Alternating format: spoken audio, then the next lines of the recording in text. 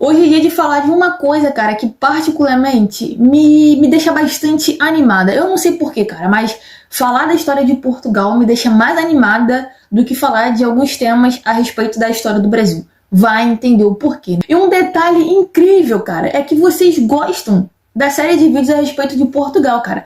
A maioria dos vídeos aqui de Portugal são bem assistidos, tá ligado? A galera gosta, curte, compartilha. Então vai entender vocês também, cara. Mas enfim, hoje é dia da gente dar continuidade ao governo de Maria II. De fato, hoje a gente encerra essa questão de Maria II, até porque estou falando no nome dela há muito tempo. Acho que há uns 3 vídeos eu já estou falando o nome dela. A história, né, que ela está inserida é muito doida e é muito complicada para a história de Portugal e para a história de Dom Pedro IV, Dom Miguel e Dona Maria em si, né? Até porque a história desses três vão se cruzar em um certo momento na história de Portugal que vai ser bastante importante e bastante decisiva para a vida dos três e principalmente para a vida política de Portugal. Até porque é nele, cara, é nesse momento, né, que o absolutismo português vai cair. Eu recomendo você a voltar nos vídeos passados, né, a respeito da história de Portugal.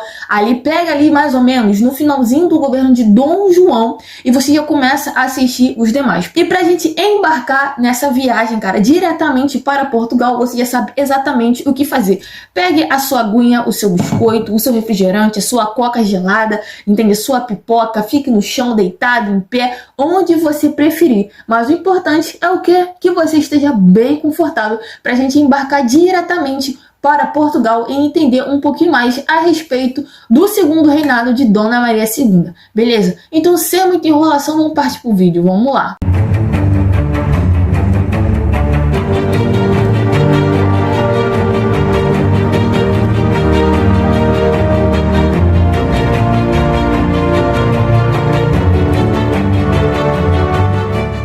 Eu vou dar continuidade a esse vídeo aqui, partindo do ponto do segundo reinado de Dona Maria II. Até porque no vídeo passado eu falei um pouco a respeito do primeiro reinado dela, que foi extremamente complicado, né?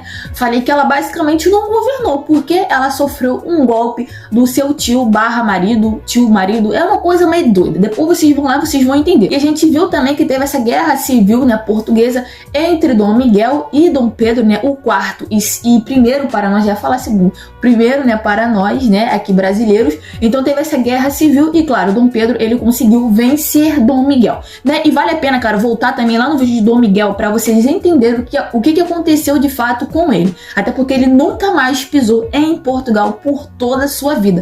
Nunca mais. Ele foi simplesmente banido de Portugal e a sua família, né, os seus descendentes também, já não tinha mais acesso nenhum, né? Não eram mais herdeiros ao trono. Então vale a pena vocês conferirem essas informações a respeito de Dom Miguel. Mas voltando para Maria II, beleza, né? Dom Pedro vai e consegue pegar o poder de volta, pegar o trono, e ele governa basicamente por alguns meses, porque ele estava extremamente doente. Ele já saiu do Brasil em direção a Portugal doente. Porém, cara, com essa questão da guerra, ele se envolveu demais na guerra, ele lutou na guerra. Então a sua saúde só piorou. Então ele não conseguiu governar há muito tempo e acabou morrendo. E agora sim, de fato, a sua filha vai governar. Então, de fato, o segundo governo de Maria II vai começar. Então, o seu segundo governo começou em 1834 e foi até 1853, cara, 53. Então, ela assumiu o seu segundo governo com apenas 15 anos, cara. E no vídeo passado eu fiz até um paralelo, né, com o seu irmão, Dom Pedro II, que também governou, né, assumiu o trono brasileiro muito jovem. E isso também aconteceu com ela, né, com o trono português. E como eu disse também no primeiro vídeo, ela vai pegar, né, Portugal extremamente desmantelado, entende? A galera tava dividida, é crise econômica, é dinheiro faltando, é a população não sabendo o que tá acontecendo. Agora é Dom Pedro, não, agora não é mais Dom Pedro, agora é Dona Maria e Dom Miguel. O que aconteceu? Então Portugal, cara, estava de cabeça para baixo e a função dela era o quê? Reunir os portugueses novamente, até porque tinha a ala miguelista, né, que vai perdurar por muito tempo e batia de frente com o governo dizendo que Dom Miguel, ele era inocente nessa maluquice toda, até porque ele tinha esse direito de assumir o trono português na ausência de Dom Pedro I, né, Dom Pedro IV. Então ela vai ter que reunir essa galera e reconstruir Portugal, basicamente. Então assim que ela assume o poder, já começa o quê? Os preparativos para o seu casamento, cara. Sim, assumiu o governo, automaticamente tu já tem que casar. Até porque não tem essa de uma rainha solteira, né? A única, cara, que eu pelo menos conheço na história, cara, é a mais famosa, que botou essa ideia na cabeça e sustentou até o fim, foi a rainha Elizabeth I, né? Conhecida como a rainha virgem, né? Ela não se casou, ela não teve filhos e também deu no que deu lá o trono inglês, que deu uma confusão danada. E depois de procurar muito, cara, na Europa, um príncipe decente e à altura de Dona Maria II, ela se casou no ano seguinte, né? Em 1935, com esse carinha aqui, cara, Augusto de não sei o que, eu não vou nem me atrever a falar o nome dele, porque você já sabe o esquema, né? Então ele se casou com ela, né? E aparentemente a galera falou o quê? Vai ser um casamento muito bom e muito amoroso, até porque os dois se gostaram, tá ligado? Coisa rara naquela época era esses casamentos arranjados, né? A galera de fato se gostar, né? Se amar. E os dois tiveram essa conexão, amor quase à primeira vista. Beleza, se casaram. Porém, cara, aconteceu uma tragédia, né? Augusto morreu 2 meses após o casamento, não deu nem pra consumar o casamento, tá ligado? E ele morreu devido a uma infecção na garganta. E tu sabe muito bem, cara, que naquela época era extremamente complicado qualquer tipo de tratamento de saúde, cara. Às vezes a parada era simples, mas a pessoa morria porque por falta de tratamento, de remédio. Então assim, a menina ficou arrasada. Passou o tempo do luto e a galera, né, que estava ao seu redor, né, a galera da corte, que estava ajudando ela nesse processo aí de governo e tudo mais, de arrumar o casamento, falou o quê? Mana, beleza, para de chorar, porque está na hora de arrumar um novo marido. Aí foi aquele fuzuê da Europa, né, atrás de um novo marido pra ela e conseguiram arrumar quem? O sobrinho de Leopoldo I dos belgas, né? Olha o nome do maluco. O nome do maluco era Fernando de Saxe-Burgo. Eu não sei se é assim que se fala, mas eu vou deixar aí pra vocês. E tem um nome aqui, cara, que no último nome dele não vou nem me atrever. E ela deu uma sorte tremenda, cara, nesse segundo casamento, porque aparentemente foi um casamento bom, harmonioso e amoroso entre os dois também. Só pra você ter ideia, no primeiro casamento não deu tempo nem de ter um filho. Mas já no segundo casamento com o Mano Fernando, irmão, ela teve nada mais, nada menos do que 11 filhos. E além disso, cara, Fernando ele foi uma figura muito importante na sua vida pessoal e também na sua vida política, porque ele vai ser um grande apoiador dela, cara. Ele vai ajudar ela a governar Portugal, que estava em constante transformação. Os primeiros anos de governo da Maria II, cara, vai ser justamente o momento que ela tá tentando unir a galera, né, e há também grupos se batendo, tá ligado? Grupos se chocando. Então vai ter uma grande disputa, né, entre o grupo, né, liberal cartista, né, esse é o nome, cartista. Esses cartistas, né, era o que? O grupo liberal mais conservador contra outro grupo liberal moderado e mais radical, que estava tentando ali uma grande luta política para ver também quem iria se achegar mais no governo de Dona Maria II, né? Quem iria influenciá-la. E durante o seu governo também aconteceu 3 eventos extremamente importantes para a política de Portugal naquele momento, que vai ser a Belenzada, a revolta dos marechais e o levante da Maria da Fonte. Maria da Fonte, é isso mesmo. Então esses eventos vão ser muito importantes. E agora é o momento de você prestar atenção, pegar a sua canetinha e anotar o que foi cada um deles. A Belenzada vai ser basicamente a tentativa de um golpe arquitetado por Maria II, juntamente ali com seu marido Fernando, e apoiados, né, também pelos liberais mais conservadores, além de tentar restaurar a Constituição de 1823. E essa Constituição é justamente aquela que Dom Pedro fez e aquela que Dom Miguel vai desrespeitar. Aí você deve estar se perguntando, tá, eu já ouvi dizer que em Portugal tinha essa questão do absolutismo. Pois é, nesse momento aí do governo de Dona Maria II e os governos posteriores, essa questão do absolutismo não vai mais existir, tá ligado? E tudo isso começou com Dom João, quando Dom João foi forçado a voltar para Portugal e teve a revolução e tudo mais, e falaram o que? Agora você não é mais absoluto, você vai ter que governar com outra galera também, cara. Agora o seu poder é limitado. Aí depois a gente vai partir para Dom Pedro, né, que também dizia o que? Olha só, essa questão de absolutismo, esquece isso, né? Agora tem essa questão de governar entre liberais e conservadores, basicamente. E Dom Miguel, quando ele vai para o poder de Portugal, ele restaura o absolutismo novamente, porém o absolutismo vai cair de novo. E aí, depois disso, cara, esquece essa questão de absolutismo. O absolutismo está começando a cair a partir do século século XIX, mas não só em Portugal, como também nas outras monarquias absolutistas. Essa tentativa de golpe era justamente isso, tentar centralizar um pouquinho mais o poder do trono, tentar centralizar o poder na mão da rainha. E ela estava sentindo que o quê? O governo, né, o seu governo estava perdendo a força. Então ela tentou essa reação de golpe, mas não deu certo. E essa tentativa de golpe mal sucedida só contribuiu para a polarização política em Portugal entre os liberais e os absolutistas, porque a galera queria, não, isso de rei absoluto, esquece, deu muito problema, deu muita merda, enquanto a galera tipo assim, não, a gente quer um governo absoluto, a gente quer o absolutismo novamente, porém ele já estava em crise, não só em Portugal, como também no mundo europeu. E a revolta dos marechais vai acontecer em 1837, também foi mal sucedida, né? E ela partiu do âmbito mais militar, que tinha o objetivo também de derrubar, né, tirar os liberais do poder. Porém, não deu certo, né? Essa revolta ela foi sufocada e acabou que eles tentaram negociar o quê? A gente para de perturbar vocês, mas vocês também dão, assim, um certo privilégio para nós marechais. Foi basicamente isso que aconteceu. Tipo assim, do jeito que foi, caiu. E a última revolta bastante importante desse período vai ser a revolta da Maria da Fonte. É um nome meio doido, cara, mas basicamente foi uma revolta mais popular, né? Não partiu de cima para baixo e sim de baixo para cima, né? Era o povo dessa vez insatisfeito. E ela aconteceu em 1846 no governo do ministro Costa Cabral. Costa Cabral vai ser um personagem muito importante no governo de Dona Maria II, até porque ele vai estar envolvido em vários conflitos políticos, né? Mas ele foi envolvido diretamente nesse aí da revolta da Maria da Fonte, né? Então basicamente era o quê? Era o povo insatisfeito com a questão da saúde, com a questão de pagar tributos altíssimos, entende? Então a galera tava ficando revoltada. E uma coisa engraçada dessa revolta, que a insatisfação popular também estava vindo da questão de não poder enterrar os mortos na igreja, no quintal da igreja, vamos dizer assim, no terreno da igreja, melhor dizendo.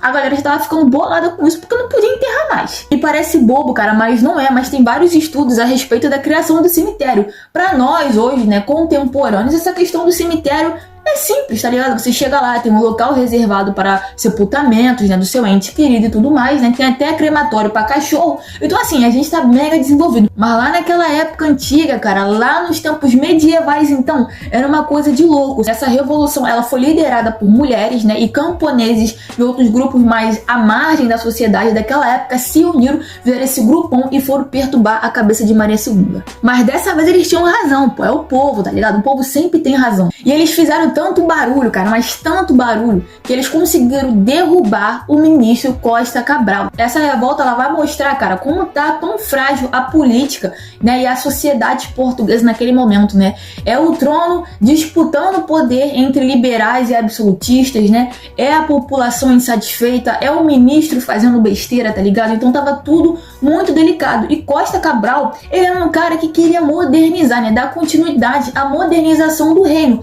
Porém, ele tava passando por cima de todo mundo, cara. Ele não tava escutando ninguém, muito menos a população que estava sendo contra alguns tipos de modernização, como era esse caso de não poder enterrar mais os seus entes queridos, né, na igreja, tá ligado? Basicamente. Então ele tava passando por cima disso sem ouvir a população, e a população estava extremamente insatisfeita, principalmente na questão financeira. Mas apesar dessa fragilidade política e econômica, né, até porque essas revoltas deram um certo gasto para o governo de Maria II, ela conseguiu consolidar um pouco, né, o seu governo, o seu poder, e modernizar também um pouquinho Portugal, tá ligado? Porque ela teve o apoio do marido ali, e querendo ou não, cara, alguns setores também apoiavam Maria II. Então ela conseguiu governar razoavelmente. De 0 a 10, ela tomou uma nota 5 no governo dela. Não foi bom, mas também não foi tão ruim assim. Pausa o vídeo, respira, bebe uma água e volta, porque eu tenho um aviso extremamente importante e que você vai gostar. Como você sabe, né, o Enem está chegando, tá ligado? O Enem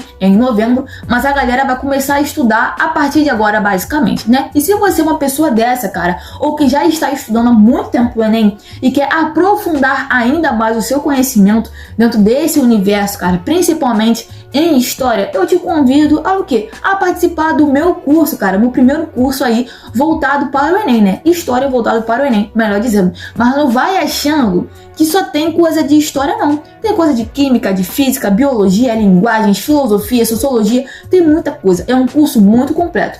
Além de eu disponibilizar material escrito, tem aulas exclusivas resolvendo questões e uma mega aula sobre o assunto que vai cair no Enem. Além disso, tem aulas que vão ajudar a potencializar o teu estudo, falando um pouco de neurociência aplicada à educação. E além disso, cara, se você não quer adquirir esse curso, você pode adquirir um dos nossos e-books, né? Voltado também para o Enem, num precinho, assim, lindo, R$5, irmão, R$5. R$5 hoje você não vai nem na esquina, tá ligado?